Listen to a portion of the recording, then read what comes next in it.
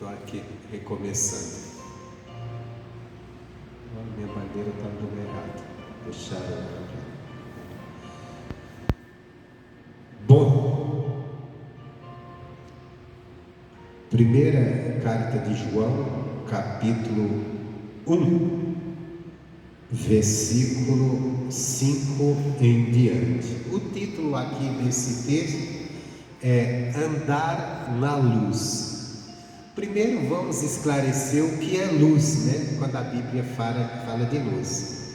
Lá no Salmo 119, versículo 5, está escrito a seguinte frase: a tua palavra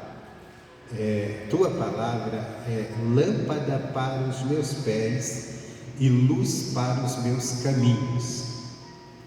Então, o que é a palavra ser uma lâmpada, uma luz para os nossos caminhos? É a direção, a clareza para nós nos conduzirmos na vida. Os caminhos representam o quê?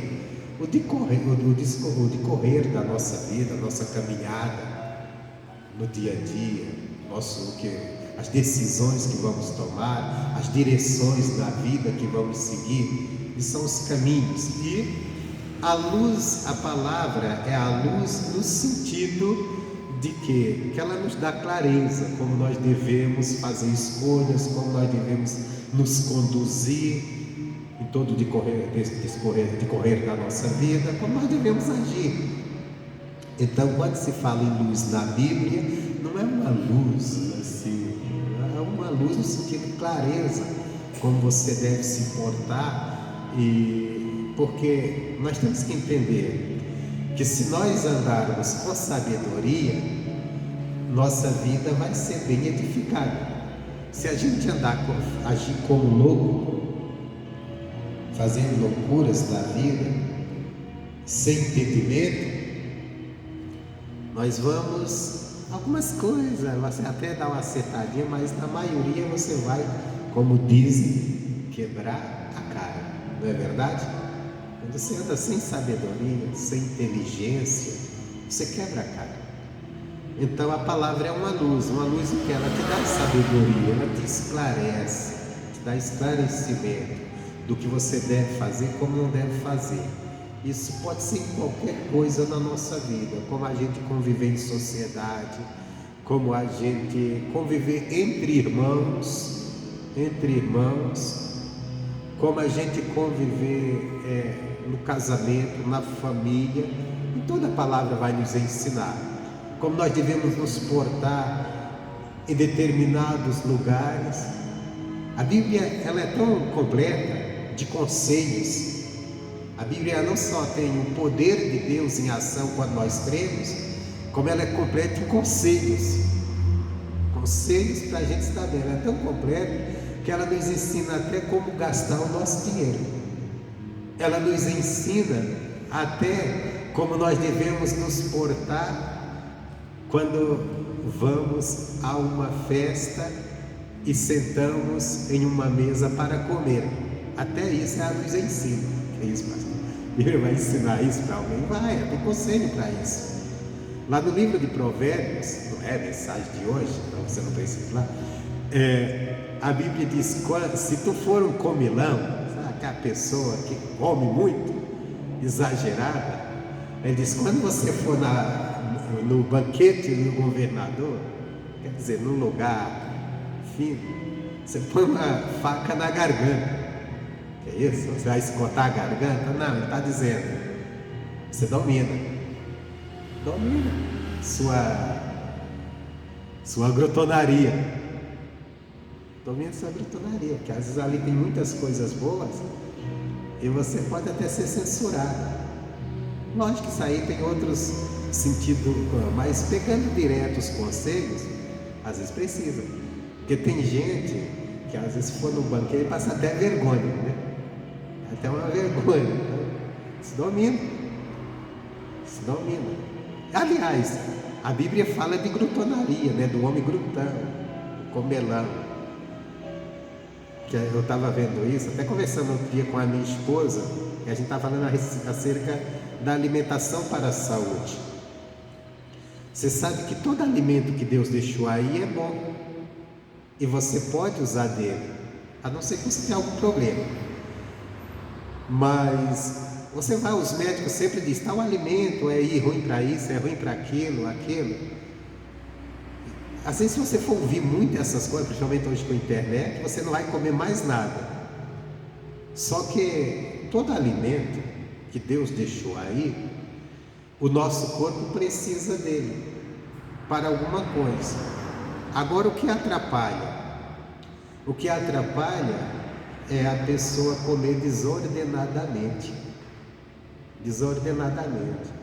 Como, por exemplo, não é a carne não é mal para a saúde, mas a comilança de carne é mal para a saúde. E qualquer outro alimento. Por exemplo, os alimentos derivados do leite, você pode comê-los, mas se você abusar, aquilo pode te causar mal, ou qualquer outro alimento. Então, quando a Bíblia fala do homem glutão, o homem comilão que come mais do que é necessário para a alimentação.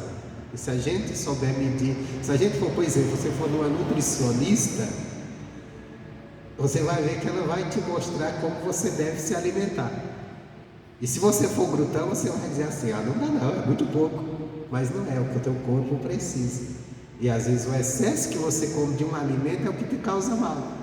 Por exemplo, tem pessoas que têm ele anda carregando alguma doença, que é um alimento que ele está ingerindo em demasia. Se ele tirar, ele vai passar a viver melhor.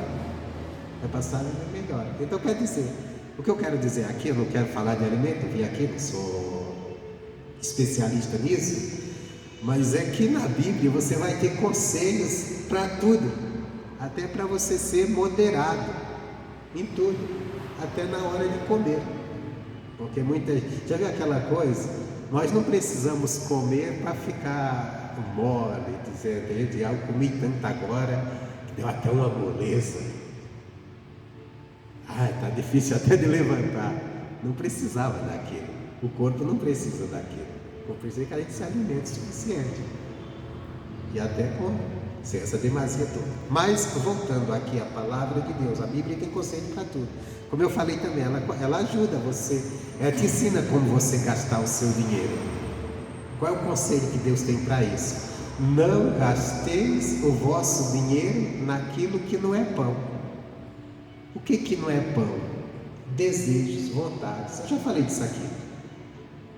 A pessoa às vezes ela se endivida, ela gasta o dinheiro que ela tinha de passar o mês em coisas que não era necessário. Apenas ela desejou, eu quero comprar isso e vou comprar. Mas se ela tivesse parado e pensado, não preciso disso, ela ia ver, não preciso disso aqui. E aí ela tinha falado, espera aí, mas tem outras coisas que são necessidades. Porque às vezes a pessoa gasta o dinheiro naquilo que não é necessário, que ela não tem necessidade, apenas ela desejou, e lá na frente surge a necessidade e ela não tem o dinheiro que ela deveria ter guardado para a necessidade. Isso acontece às vezes. Então, o que eu quero que você entenda é que a palavra de Deus é luz para nos levar a Deus, mas é luz também para nos mostrar como nós devemos nos conduzir na vida e não nos envolver em tantas confusões. Por exemplo, tem um versículo na Bíblia, ainda falando de finanças, isso não é uma pregação, mas isso é importante. Tem um versículo na Bíblia que diz que o ímpio não vai entrar no reino dos céus. Ele toma emprestado e não paga. O ímpio, ele toma emprestado e não paga. Tomar emprestado e comprar a prazo é quase a mesma coisa, não é verdade? Porque se você toma dinheiro emprestado com uma pessoa, você pegou o dinheiro de alguém. Se eu compro esse celular a prazo, eu peguei o dinheiro de uma financiadora para pagá-lo. Então eu sou obrigado a pagá-lo, não é verdade? Eu sou obrigado, como se eu tomei emprestado, sou obrigado a pagar. Mas Às vezes, o cristão, ele está agindo como ímpio. Ele está devendo e não está pagando. Não, às vezes não porque ele não quer, mas porque ele se descontrolou. E por que ele se descontrolou? Muitas das vezes, a maioria, porque ele gastou o dinheiro dele naquilo que não era necessário, naquilo que não era pão. Tem muita gente que vive assim. Eu lembro de uma moça, de uma cidade que eu passei, não foi aqui, para você não ficar tentando adivinhar quem será. Mas eu conheci uma moça, foi nessa cidade, uma cidade que eu passei, que ela tinha impulso de comprar roupa. Ela não podia passar numa loja e ver uma roupa que ela disse, passou, não seguro. Só que teve um momento que ela estava se escondendo das donas da loja. A cidade pequena, é uma cidade pequena, e todo mundo se conhece. E ela comprava na loja, comprava nota, e de repente vinha tanta conta que ela não conseguia pagar. Então ela começava a se esconder das lojas porque estava devendo. Chegou o dia de pagar. Não vou passar em frente àquela loja não, porque eu estou devendo. Olha que coisa feia para um cristão. Mas porque ela devia, não era que ela não era uma caloteira. Ela era uma pessoa correta, trabalhadora e pagava suas contas. Só que ela gastava mais do que ganhava. Com o quê? Com o impulso de comprar. Aquele impulso que não necessitava. Ela disse assim, eu tenho tanta roupa, pastor, às vezes eu compro. Ela falou para mim, pediu até oração para isso. Ela disse, às vezes eu compro coisas que depois eu olho e digo, eu nunca gostei disso. Na loja eu fiquei empolgada para comprar, quando chegou em casa eu nem quis usar. E depois ficava endividada. Então quer dizer, se ela ouvisse a palavra e dissesse, mas espera aí, eu quero muito comprar isso, mas isso não é necessidade. E a Bíblia diz para mim não gastar meu dinheiro naquilo que não é necessário. Então não vou gastar aqui. Vou deixar para gastar no que é necessário. Ela teria as continhas dela tudo arrumadinha. Ela pagava, né? Eu não estou dizendo, ela não é a caloteira, ela pagava. Ela ficava se escondendo, às vezes, mas depois ia lá e pagava, acertava, mas ia fazer outras contas. Então o que eu quero dizer? A Bíblia é luz. Se a gente andar nessa luz, ela vai nos levar a Deus, ela vai nos ensinar também no dia a dia como a gente nos conduzirmos de uma maneira correta, que não venha trazer problemas para a nossa vida. Não quero dizer que toda pessoa que está endividada também, ela está por causa de loucura. Às vezes também tem situações, né? Tem pessoas com uma doença, um problema muito grande que ela teve que resolver e acabou até se endividando. Agora a maioria é loucura mesmo. A maioria é quando não ouvir a palavra de Deus. Eu conheci pessoas, aposentados, que chegaram a ficar endividados porque não aprendeu com Deus. Aí deixou se levar pelo sentimento. Pai, mães, já vi mãe, já vi pai. O cara é aposentado, tem uma aposentadoriazinha.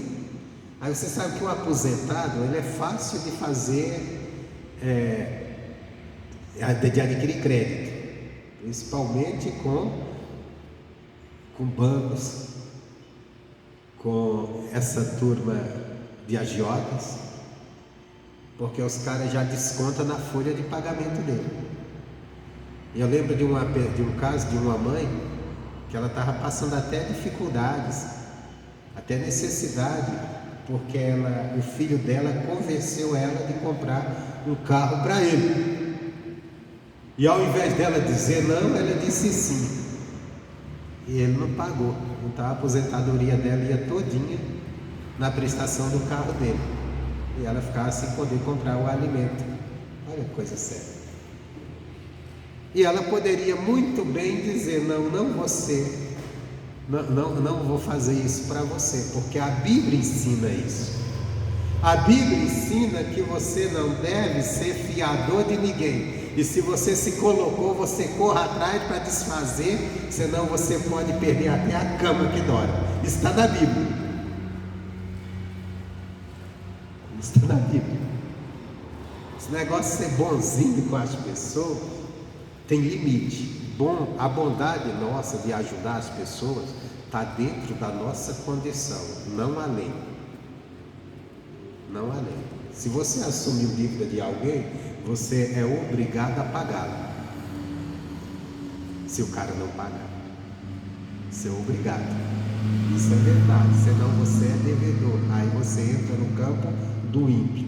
Então o melhor é seguir o que a Bíblia diz. Ah, mas se eu disser não, por exemplo, vamos dizer, você tem um cartão, eu chego para você, ó, eu quero comprar um celular novo, eu quero comprar um iPhone 14, 12 mil, 8 mil reais, 10 mil, já imaginou?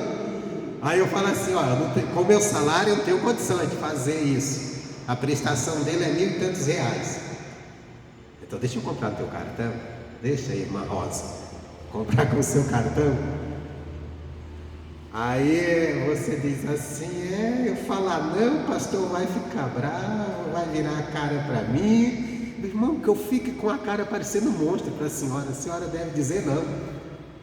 Porque se eu não tenho condições de comprar no meu nome, imagina se eu vou pagar o teu. Se eu tivesse condições de comprar, eu usava meu nome. Então é melhor você me ter a minha cara feia porque você disse não, do que? Meu Deus, cadê minhas baterias que estavam aqui, gente? Tiraram daqui. Ai Deus, vocês só me atrapalham. Então veja bem, é melhor você receber a cara feia, depois você vai ter um inimigo de qualquer jeito. A pessoa não paga, aí você vai começar a cobrar, ela não vai gostar, vai se aborrecer do mesmo jeito. Então é melhor você não ter a confusão. Então, se o cara quiser ficar de cara feia, fica. Seguir o que a Bíblia ensina, não se coloca.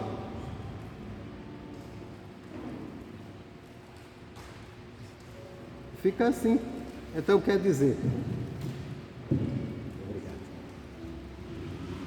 Então veja bem, porque se você fica fiador e a pessoa não paga, você vai ter um inimigo do mesmo jeito. E você vai estar, e o pior, você vai estar com a razão e você vai, aí você é que corre o risco de ficar aborrecido com a pessoa. Se você disser não antes, ela vai ficar aborrecida com você, mas seu coração vai estar bem com ela. E a fulana está com bronca de mim, mas fazer o quê? Não vou fazer isso não. Então nunca faça, nunca fique confiador.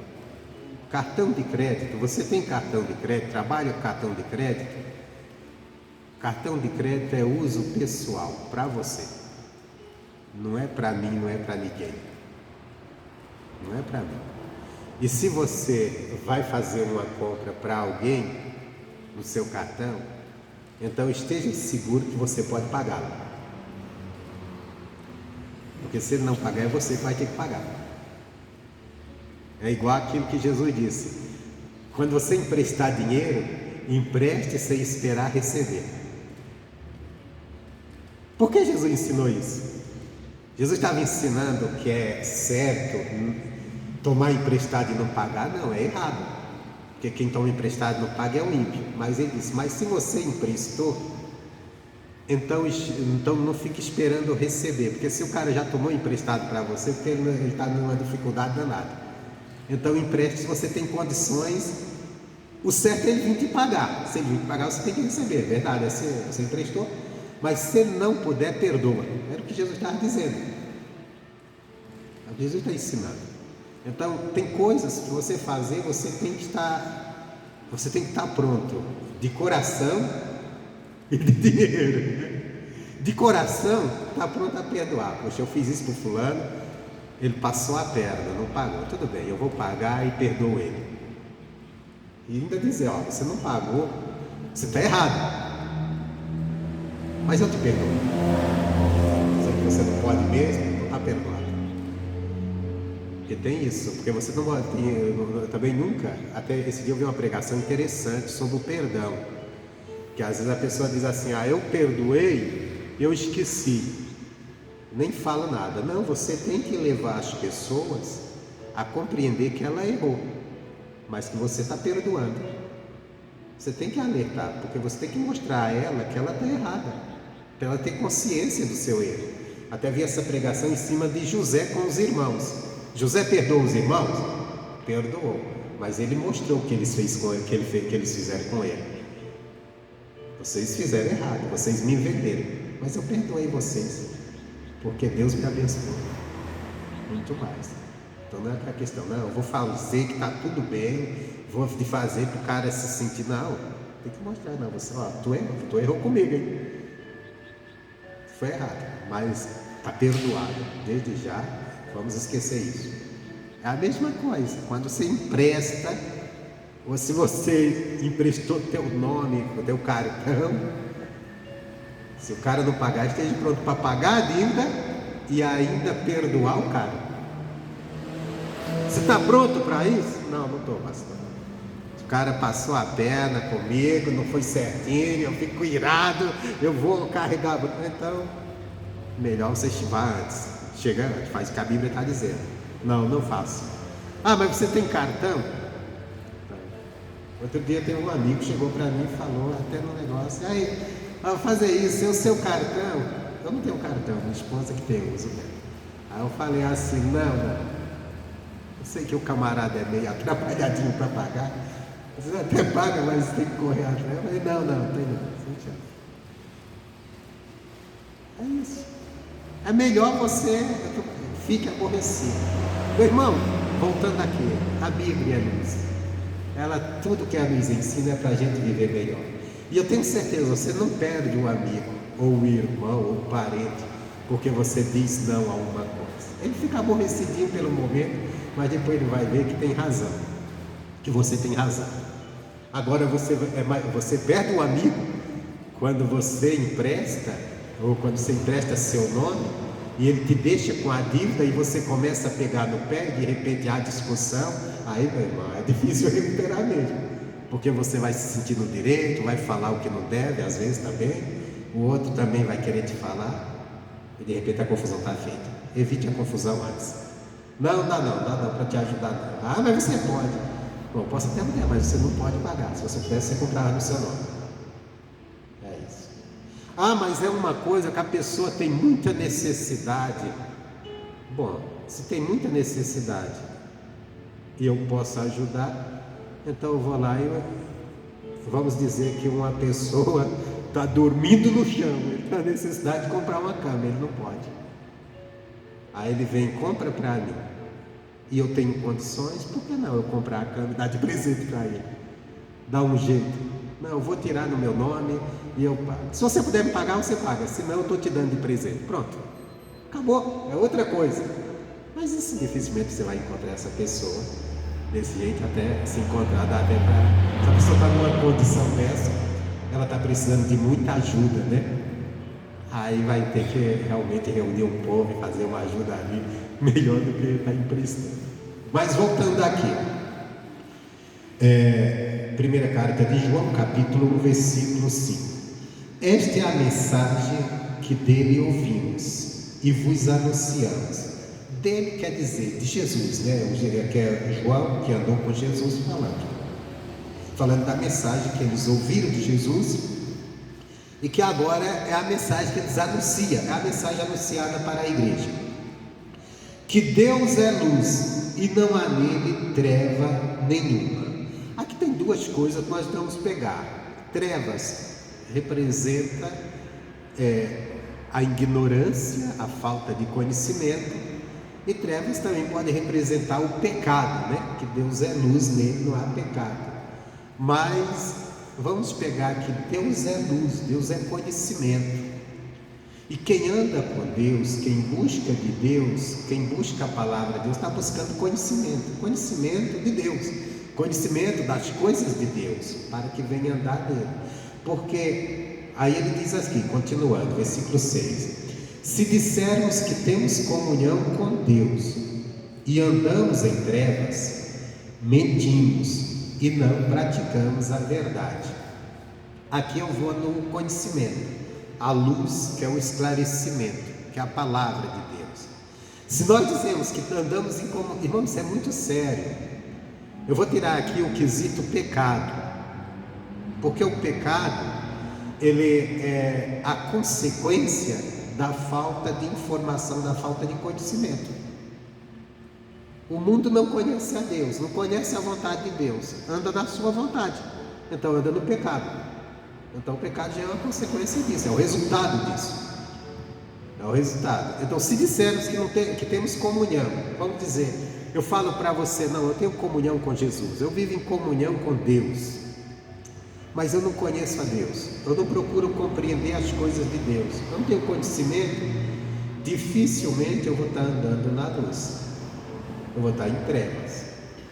A palavra de Deus diz que o nascimento de Jesus, ele foi anunciado pelo profeta, de que forma?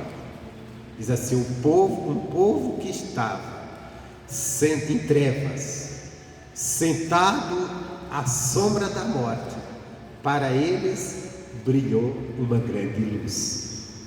Olha que coisa bonita, né, esse versículo? Um povo que estava em trevas, sentado na sombra da morte. Você já compreendeu isso? Uma pessoa sentada na sombra de algo, na sombra de algo. Imagina só, um sol escaldante, e tem ali uma árvore frondosa, e alguém senta debaixo daquela árvore. Aí você diz assim, olha, o fulano, que boa, hein? Vamos dizer que você está passando naquele solzão, o cara está lá na árvore, curtindo aquele ar fresco. Eu digo, que boa, hein? Você está aí na sombra, está tranquilo, né? E eu estou aqui nesse solzão. Agora você imagina um dia de chuva,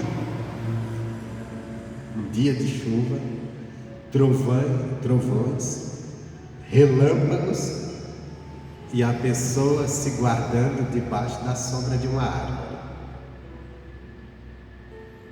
Qual a diferença dos dois? Do dia de sol e do dia de chuva? Porque o cara que está debaixo de uma árvore, num dia de chuva, um dia de tempestade, com trovões e relâmpagos, ele está no perigo, ele está na sombra da morte, porque a árvore, ela atrai raios, né? A árvore, isso é dito pelos especialistas, ela atrai raios, é um lugar perigoso. Tanto é que diz que você pode sair por debaixo de árvore tempo de chuva, pode atrair, então você está perigoso, não tem nada confortável. Agora, no dia de sol, aquilo é muito confortável. Então a pessoa na sombra da morte, a sombra representa o quê? Uma proteção, um lugar que te protege. Tanto é que as pessoas dizem assim, o fulano anda na sombra do outro. Está na sombra do outro, quando o cara está junto com uma pessoa que tem um poder aquisitivo, pode ajudá-lo. Está na sombra do fulano, ele está na proteção. Agora imagine se você foi se proteger na sombra da morte. E o que é estar na sombra da morte? É quando você está debaixo dos conceitos do mundo. A tua proteção são os conceitos do mundo, a filosofia do mundo, o que o mundo apresenta como algo que é bom, que protege. Você sabe que o mundo, ele criou os seus meios de uma sociedade viver bem, viver equilibrado. E aí depois nós só vemos confusão, né? Agora, debaixo da sombra de Deus, do Onipotente, é quando você está no amparo da palavra, está debaixo verdadeiramente do poder de Deus. Então a turma estava em trevas, estava na escuridão. E ali fala do povo de Israel, que apesar de ser o povo de Deus, eles estavam em trevas. Porque eles, sendo de Deus, estavam em trevas antes da vinda de Jesus? Porque ele estava sem o esclarecimento que ele deveria. Jesus ia trazer tanto esclarecimento, como funcionavam as coisas de Deus, como que era o agir de Deus, que aquele povo não conhecia. Tanto é que quando Jesus começou a pregar, e Deus operando milagres através de Jesus, o povo ficaram assim, de boca aberta. Eles diziam assim: de onde vem tal autoridade? Como pode? Jesus expulsando demônios, Jesus curando enfermos. Mas de onde vem tanto poder? Quer dizer, o povo até começaram a comparar a pregação de Jesus com a pregação dos sacerdotes, dos pregadores da época. E eles viram que a de Jesus era cheia de autoridade, que o outro não tinha. Quer dizer, os sumos sacerdotes, os religiosos, os pregadores daquela época, eles tinham muito domínio sobre o povo, domínio humano, mas eles não tinham a autoridade de Deus como tinha Jesus. Qual que é a autoridade de Deus? A autoridade de Deus não é a autoridade de um homem sobre outro.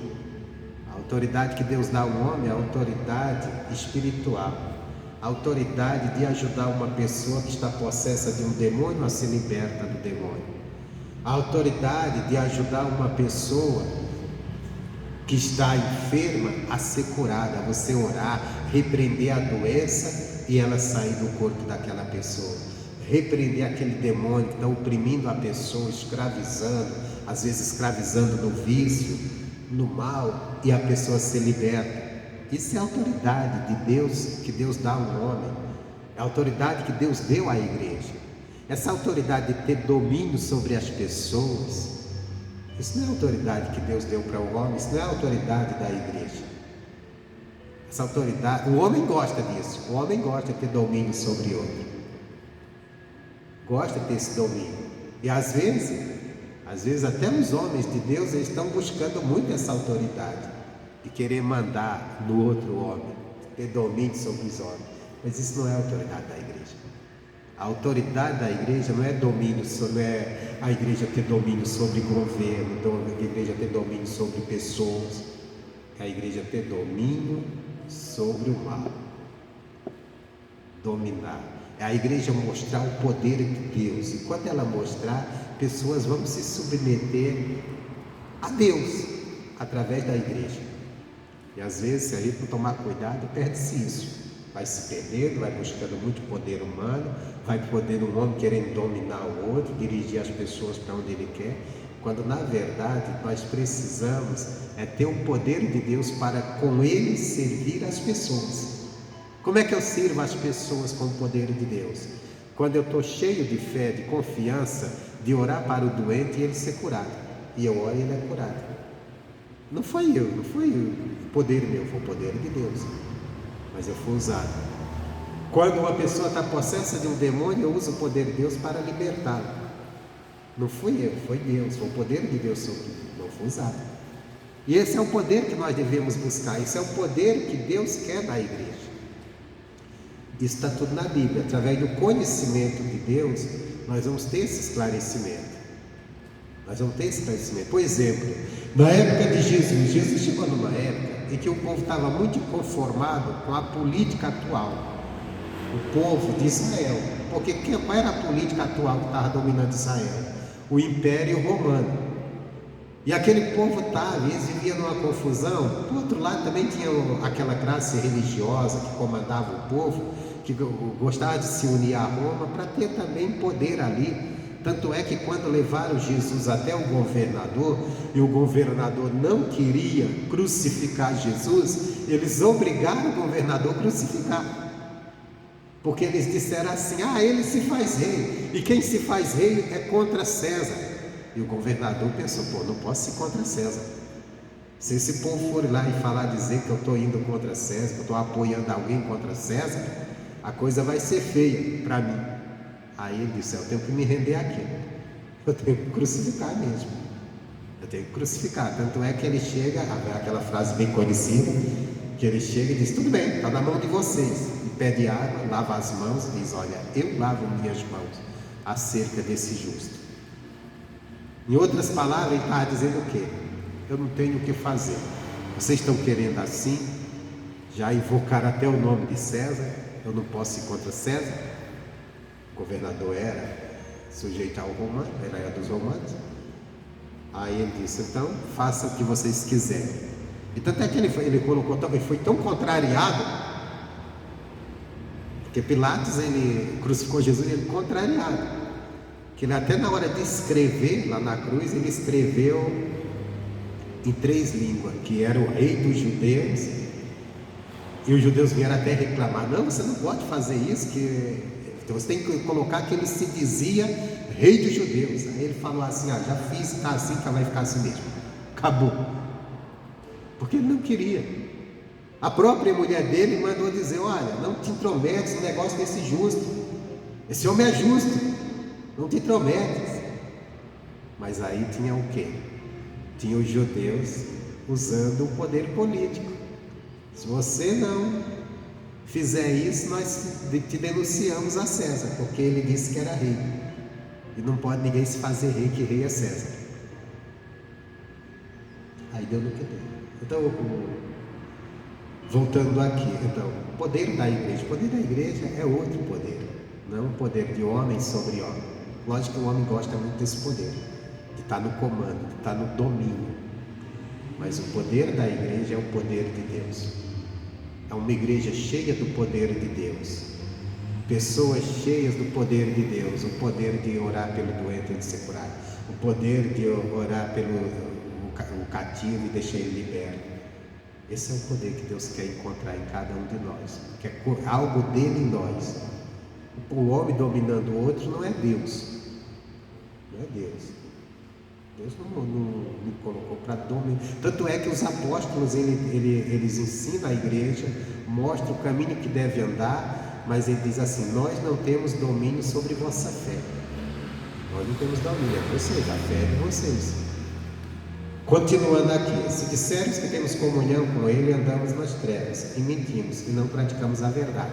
Isso é uma verdade, irmão. Se você, vamos dizer, você está aqui hoje na igreja, aí você diz: eu tenho minha comunhão é com Deus, mas você não tem a luz da palavra, o conhecimento que vem da palavra, com certeza você não vai praticar a verdade, porque a verdade é a própria palavra.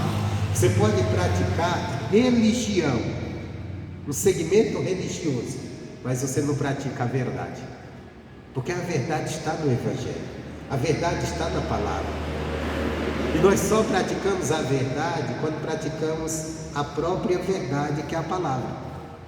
Mas se eu não tiver conhecimento da palavra, vamos dizer, eu vim da religião tradicional, eu creio que a maioria de vocês também. Na religião tradicional, você segue a religião sem conhecimento nenhum. Você sabe a religião tradicional que eu estou falando, né? Quem veio de lá? Diz uma coisa para mim. De repente eu estou enganado, eu estou falando só por mim. Lá você foi ensinado na Bíblia? Você tinha algum conhecimento bíblico? Não tinha, não é verdade? Então, como você ia seguir a verdade de Deus, andar na verdade, praticar a verdade, se não te ensinava? Só que às vezes a pessoa vem para a igreja, para o Evangelho, mas também ele não dá atenção ao Evangelho. Ele está na igreja, apenas diz: eu sou evangélico. Não ser evangélico não salva. Ser evangélico não é ser de Deus. Frequentar a igreja evangélica não leva ninguém a ser de Deus. É a mesma coisa que você entrar todo dia na melhor universidade, mas não ir lá estudar. Você vai se formar no final? Não. Tem pessoas assim que entram todo dia numa universidade, anos e anos, e nunca aprende nada? Tem gente que todo dia entra lá numa universidade para limpar ela. A pessoa trabalha na faxina, mas ele nunca fez uma faculdade, um curso universitário. Então ele entra todo dia lá como os alunos e passa até mais tempo que os alunos. Mas ele passa e está lá anos trabalhando, sendo faxineiro, todo dia eu estou o cara diz, todo dia eu estou na faculdade, limpando as salas, que não é errado, é o trabalho dele. Todo dia eu estou na faculdade, limpando os banheiros. Todo dia eu estou na faculdade, cuidando do jardim. Eu vou sair de lá formado? Não. É a mesma coisa, você está todo dia na igreja, mas não dando atenção à pregação do Evangelho, não dando atenção à palavra. Você não vai ser formado na universidade de Deus. Você não vai ter a luz do conhecimento. Se você vir só por vir, se você vir só para receber uma oração, se você não se dedicar à Bíblia Sagrada, ao que a palavra está ensinando, você vai carregar um Deus evangélico, porque eu estou na igreja há tantos anos, porque eu falo, mas isso não quer dizer nada mesmo, porque você não vai praticar a verdade, porque você não a conhece, porque você não tem buscado o conhecimento. Por isso que eu digo que há uma diferença entre o Evangelho e ter uma religião. O Evangelho, você se dedica a compreender, a conhecimento da palavra, a entender. Por isso que está escrito acerca da palavra de Deus, diz: a tua palavra, ela dá entendimento aos simples. O que é uma pessoa simples? É uma pessoa ingênua acerca de alguma coisa. Deus não quer que você seja ingênuo acerca das coisas dele. Deus quer que você seja ingênuo para o pecado. Só que às vezes nós somos muito espertos para o pecado e ingênuo para as coisas de Deus. Tem que ser o contrário. Não queira ser doutor em pecado. Não queira ser doutor nas coisas do mundo. Tem gente que diz, eu sou malandro, sabe? Sou esperto. E a esperteza dele está levando ele ao inferno. Só agindo, com a esperteza, levando as coisas no jogo da esperteza, cada dia indo. Porque você sabe que a esperteza do mundo sempre leva o homem a transgredir. A transgredir. Primeira coisa do esperto, a primeira coisa que domina o cara que se acha muito esperto: orgulho.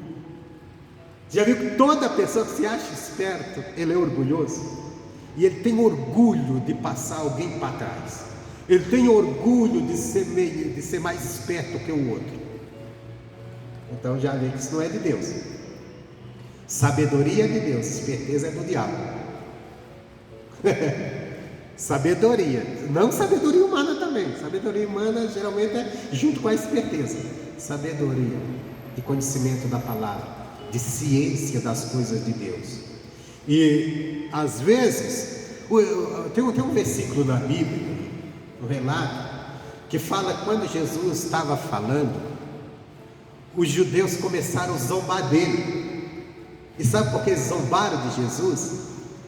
Porque eles eram avarentos. E Jesus estava falando contra a avareza. E é verdade. Se você pegar os conceitos do mundo e você pegar a Bíblia Sagrada, você vai ser bobo para o mundo.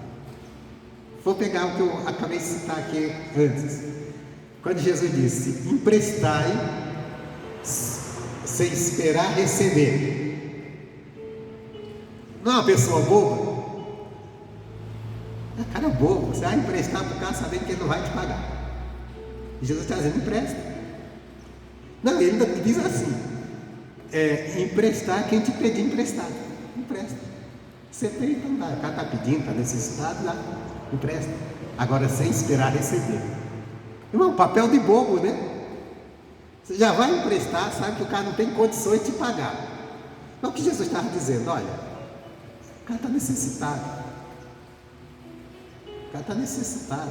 Vamos dizer que a pessoa chega para você e diz assim: puxa, não tem nada lá em casa. Me empresta aí R$50 para me fazer uma comprinha para casa. Aí você olha e diz: esse cara não vai me pagar. Não tem como. Você chega e você diz: mas eu tenho condições. Tadinha, está aqui, toma. Aí você já diz, não vai me pagar. Então, desde já está perdoado. Eu não vou receber. Se ele pagar, tudo bem. Se ele não pagar, eu saciei a fome dele, estava precisando. Alguém pode dizer assim: é melhor você dizer logo para o cara, toma o dinheiro e dá para ele. Pode ser também você falando de fazer isso. Mas Jesus disse: só empresta a quem te pedir, sem esperar receber. Papel de bobo. Mas para entrar no céu, às vezes você tem que ser bobo para o mundo. Ser bobo. Se alguém, olha, isso aqui, meu irmão, crente nenhum quer. Se alguém pegou tua capa, tua túnica, dá também a capa. Alguém pegou a capa, dá também. O que é isso? O que é isso? É uma perda de algo. Alguém te deu um prejuízo e você não levar tanto em conta, não valorizar aquilo. Só não pode, tudo bem. Então tem uns ensinamentos de Jesus que diante do mundo você seria um tolo, um bobo, mas não é. Isso é confiança em Deus. Isso é dependência de Deus. Isso é sabendo que aquilo que você fez para o outro, Deus, ele é muito maior para te recompensar. E logicamente, não é você também saciando. O cara não quer nada com a vida e você está só segurando ele. Porque a Bíblia diz também: aquele que não quiser comer, que não quiser trabalhar, que também não coma. Mas às vezes tem gente que está numa necessidade tão grande, e às vezes a pessoa é meio enroladinha, mas ela está necessitada. Não é por ela ser enrolada que você tem condições e vai deixar ela perecer. A Bíblia até fala: se o teu amigo tiver fome, teu inimigo, melhor, se teu inimigo tiver fome, alimenta. Você sabe que a pessoa que é inimigo é a pessoa que quer o teu mal. Mas se ele tiver faminto, alimenta ele. Imagina uma pessoa que você conhece e você sabe que o cara só te prejudicou, só quer o teu mal. Mas de repente o cara está lá passando uma dificuldade, uma luta tremenda, não tem ninguém que o ajude, não tem ninguém que estenda a mão, e você diz: eu posso. Agora é a hora de eu ir ajudar esse cara, mesmo que ele nem mereça. Porque é fácil a gente ajudar quem a gente acha que merece, né? Mas quem não merece? Mas a Bíblia ensina: inimigo, está falando de inimigo. O inimigo nunca quer teu bem. O inimigo não quer teu bem, ele quer o teu mal. Mas se ele tiver necessidade, você ajuda. Não quer dizer que você tem que dar o braço, abraçar, trazer para o teu lado junto, não. Porque se o cara é teu inimigo, você colocar ele junto de você, ele vai acabar com você. Mas ajudá-lo, alimentá-lo, se ele tiver necessidade. Se ele tiver necessidade. Israel tinha uma coisa, você sabe que aquele povo de Israel era um povo muito orgulhoso no sentido de eles levavam a honra muito a sério, a ponto de, se alguém ferisse a honra de alguém, ia para a espada. Ia para a espada, era a lei deles. E Jesus ele teve que lidar com esse povo. Esse povo, se alguém feriu minha honra, eu vou ter que matar. Tanto era, se o camarada fosse traído, ele matava a mulher, apedrejava, que era para a honra ficar. E matava também o que se relacionou com ela. Isso era uma questão de cuidar da honra. E aquele povo tinha isso, esse pensamento. Jesus teve que lidar com isso. Aí Deus deu um mandamento para aquele povo. Que mandamento Deus deu lá?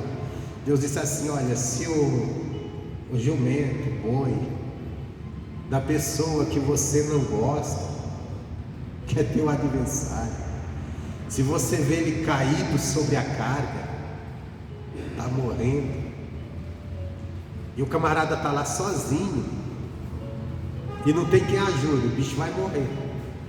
Aí Deus disse: você vai ajudar o cara, mesmo que você não goste do cara. Você vai ignorar toda disputa que você tem com o cara, mas vai ajudar. Isso para aquele povo naquela época, com certeza, era muito difícil. Já hoje é difícil, porque eles tinham um código de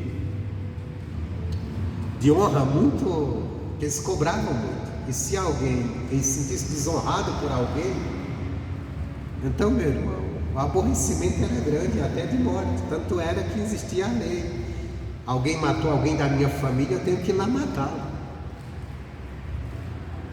Era vingador de sangue. E para o cara não ser morto quando ele matava alguém, tinha uma cidade de refúgio que ele tinha que se refugiar e nunca mais sair de lá. Era o único lugar que o vingador não podia ir lá vingar. Mas isso também tinha uma condição. A condição era se o cara matou, por exemplo, duas pessoas estão trabalhando, aí por negligência de o outro foi atingido e morto. Aí a família do camarada: vou matar o cara, foi por culpa dele que o fulano morreu. Aí tinha que fugir para a cidade de refúgio, ficar lá, pedir refúgio. Aí o sacerdote, as autoridades iriam analisar o caso dele. Então fica refugiado aqui, nunca mais você volta para a sua terra, não.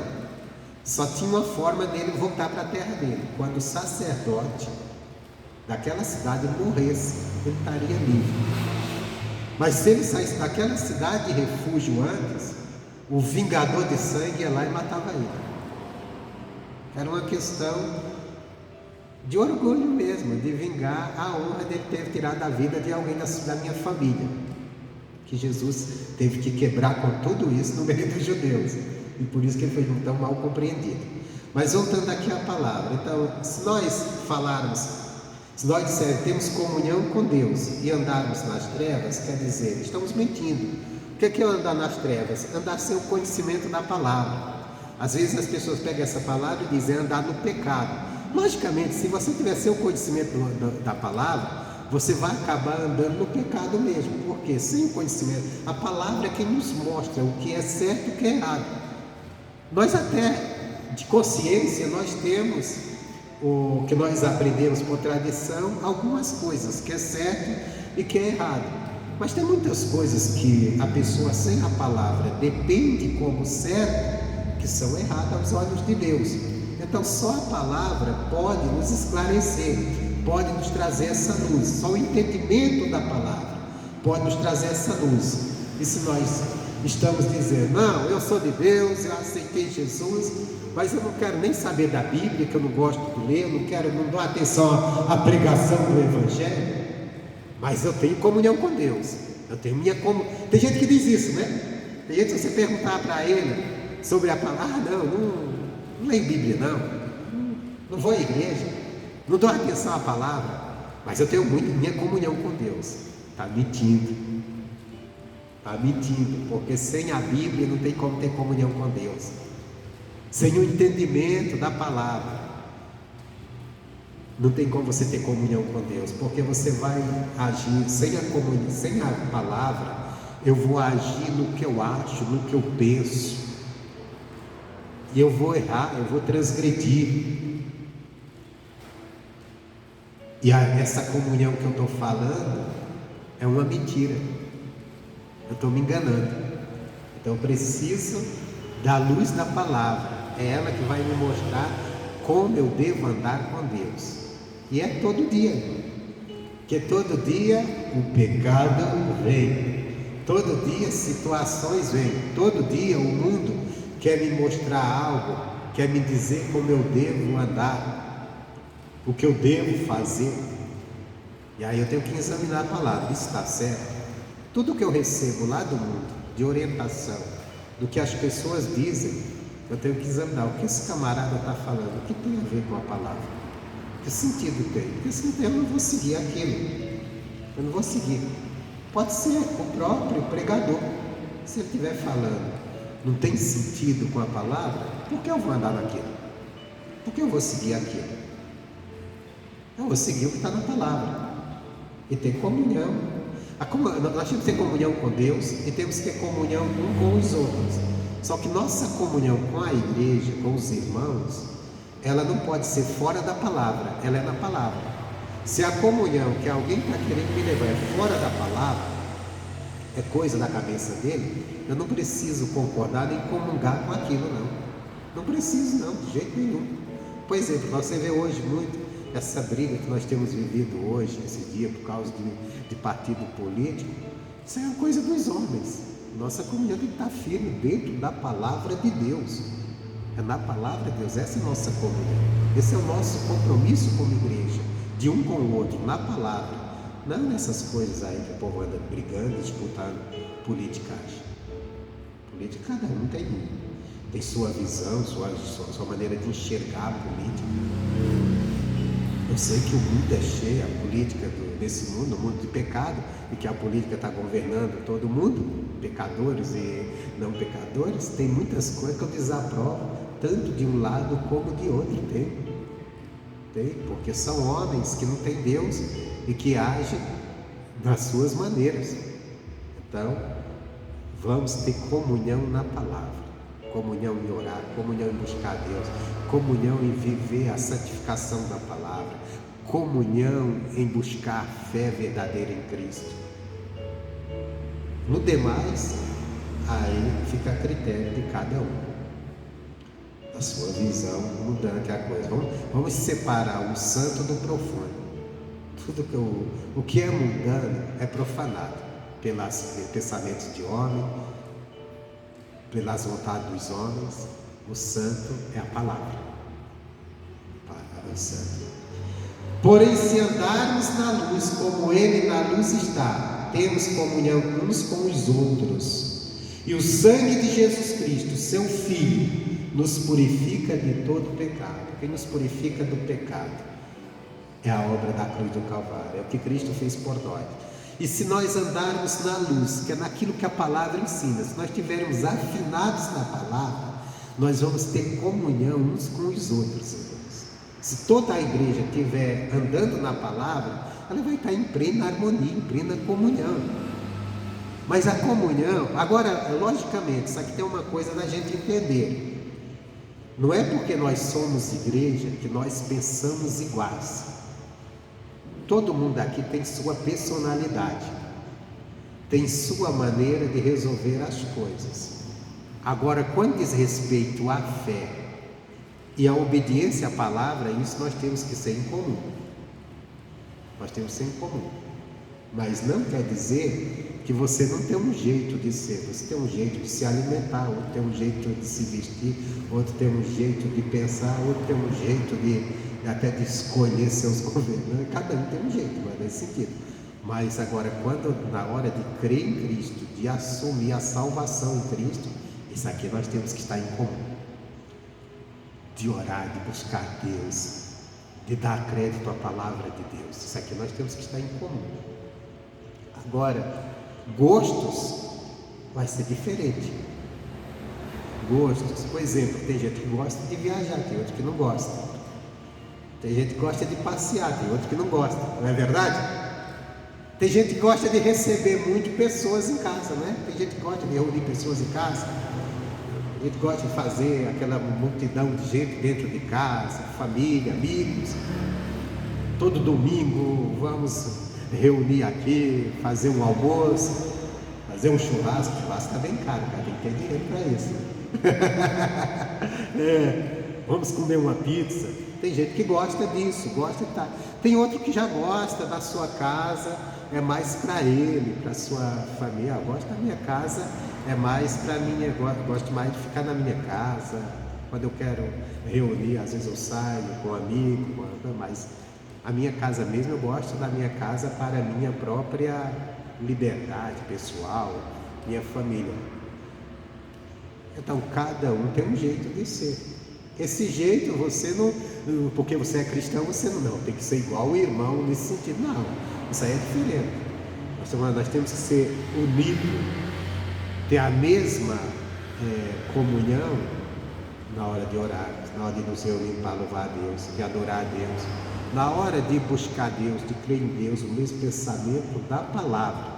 Agora tem essas coisinhas que são, vamos dizer, são as coisas do dia a dia, que cada um vai ter o seu jeito de ser. Tem gente que gosta de andar cercado de gente. Onde vai tem que ter 1 milhão de amigos, tá igual a música do Roberto Carlos. Já tem gente que gosta de sair sozinho, tem mais amontada, 1 ou 2. Por exemplo, oração no monte. Oração no monte. Tem pastor que gosta de reunir pessoas, um grupo de gente para levar para o monte para orar. Eu, particularmente, se eu for para o monte orar, eu gosto de ir sozinho ou com 1 ou 2 pessoas, pouca gente. Eu não gosto de multidão, porque quando eu vou para o monte, eu vou para ficar mais, para me separar, ficar mais em contato com a natureza. Aquilo é inspirador.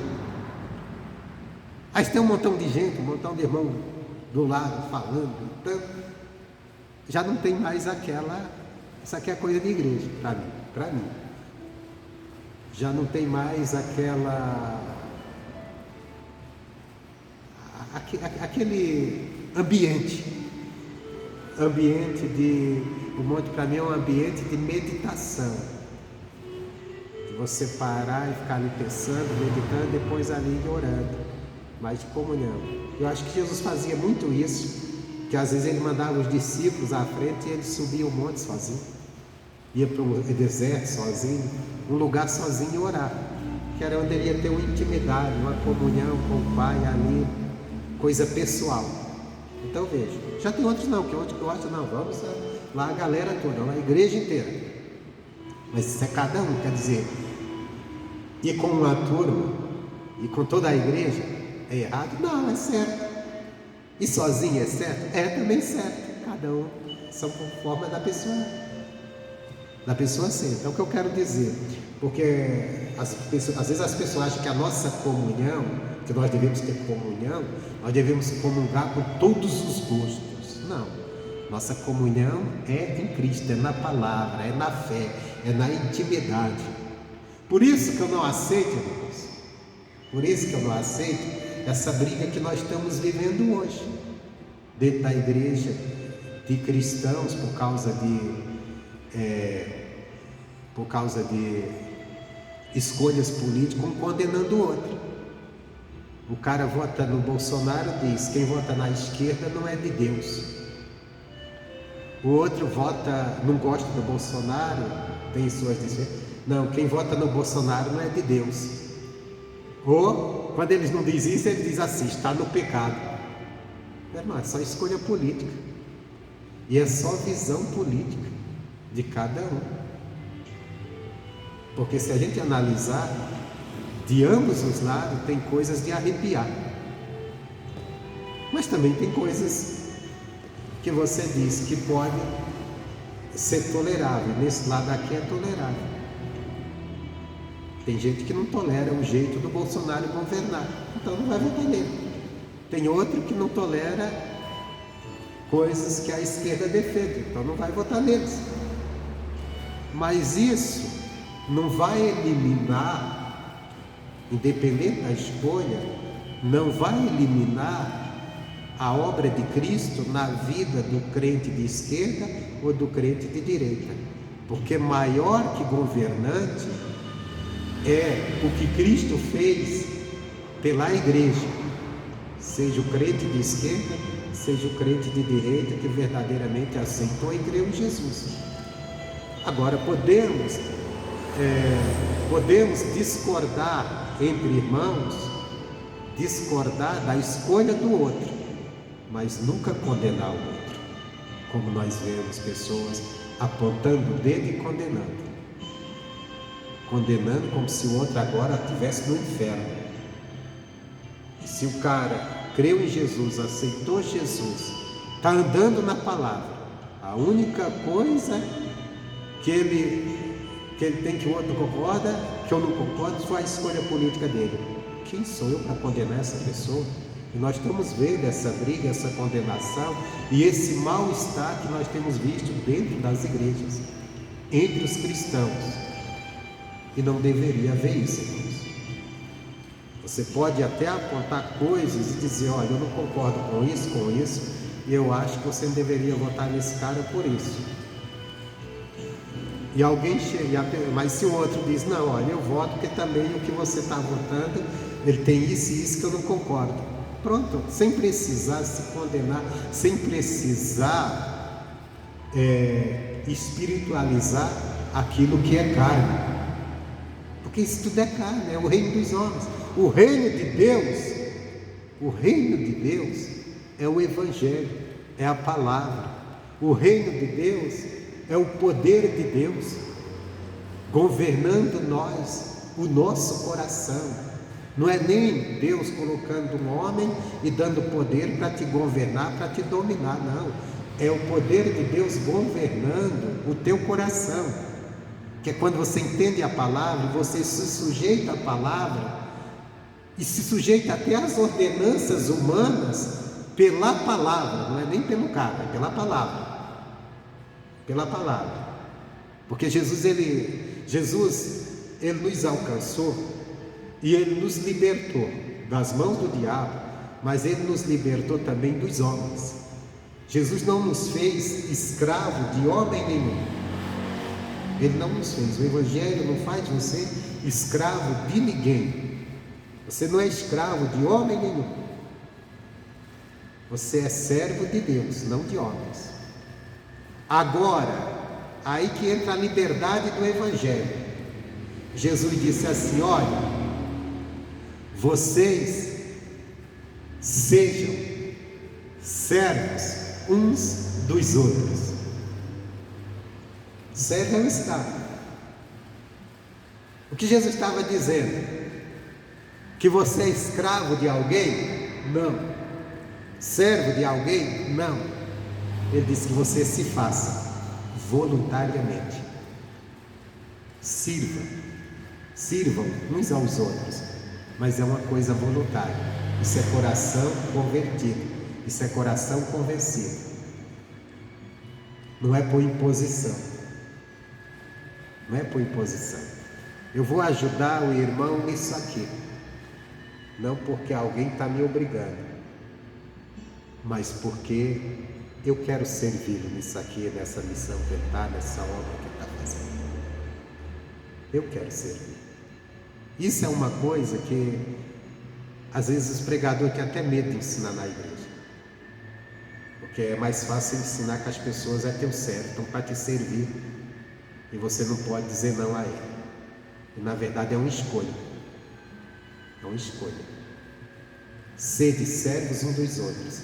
E essa escolha não é só para grandes, para pequenos, não, é também para os grandes. Você quer ser grande, então seja servo de todos. É bem maior dentro do Evangelho.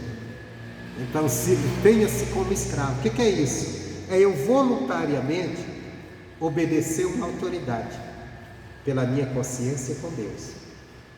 É eu voluntariamente fazer o que uma pessoa quer. Me colocar como se eu estivesse debaixo da autoridade dela, e estou me colocando não por força, mas porque eu escolhi, pela minha consciência com Deus, de servir a Deus. Isso é voluntário. Então tudo isso que vai nos levar a nos ensinar é a palavra. Porém, se andarmos na luz como Ele na luz está, temos comunhão uns com os outros. Irmão, se a gente estiver na luz, estiver na palavra, a gente vai ter comunhão. Todas as vezes que a gente está... E andar na palavra não é eu dizer assim, eu já estou tanto tempo andando na palavra, que eu posso estar tanto tempo me enganando, né? Eu posso estar 30 anos na igreja me enganando, achando que estou andando na palavra, porque eu estou na igreja. Para mim estar na palavra, eu tenho que estar todos os dias. Eu tenho que todos os dias examinar a palavra. Em tudo que chega a mim. Quando na minha mente vim de agir de determinada forma, às vezes contra um irmão, contra uma pessoa, fala algo, eu examinar, Deus, mas eu estou pensando em agir assim com essa pessoa. eu estou pensando em falar isso.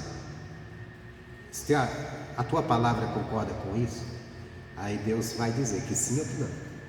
Aí se eu entendi pela palavra que a maneira que eu estou querendo me comportar com aquela pessoa, agir com aquela pessoa, não está de acordo com a palavra, não, eu vou ficar com a palavra, eu não vou agir.